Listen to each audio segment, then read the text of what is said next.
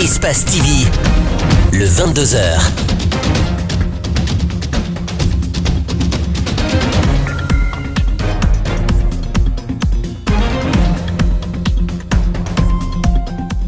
Bonsoir à tous, merci de nous choisir pour vous informer. Bienvenue dans cette grande édition d'information. Tout de suite, les titres. Les forces sociales et le gouverneur de Conakry, représentés par leurs avocats, ce vendredi au tribunal de Kaloum, les jeunes activistes de la société civile qui contestent l'interdiction de leur marche en début de semaine veulent obtenir l'annulation de la mesure du général Mathurin Bangoura.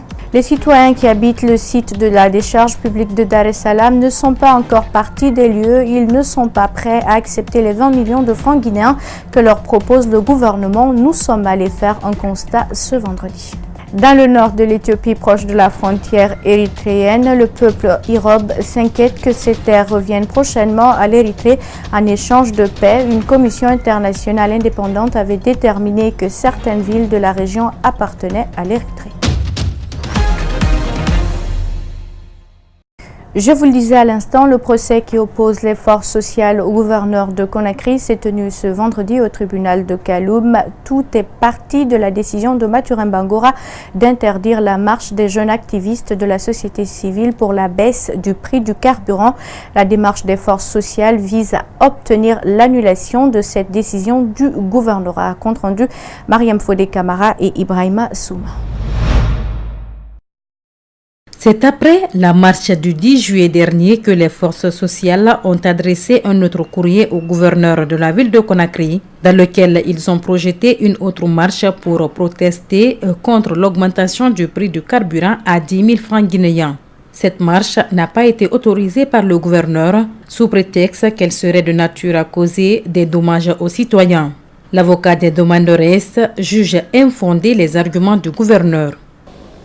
Ces motifs sont infondés, injustes et blessent l'article 10 de la Constitution qui fixe un droit constitutionnel qui est le droit de marcher. C'est pourquoi, sur le fondement de l'article 623 qui donne la compétence au tribunal du ressort que nous avons saisi, mes clients se sont ressaisis d'organiser la marche en tant que légalistes pour taper à la porte de la justice pour obtenir l'annulation de l'interdiction. Optimiste, Maître Beya pense que le droit sera dit dans cette affaire. Le juge des référés est compétent. Nous pensons que le tribunal dira le droit, bien que le droit.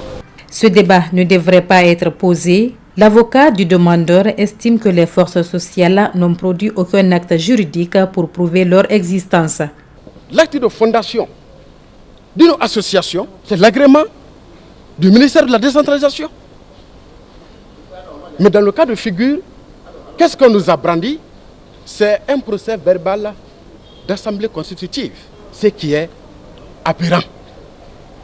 Donc, subsidiairement au fond, l'agent judiciaire de l'État a soulevé la fin de non-recevoir tirée du défaut de qualité des forces sociales de Guinée.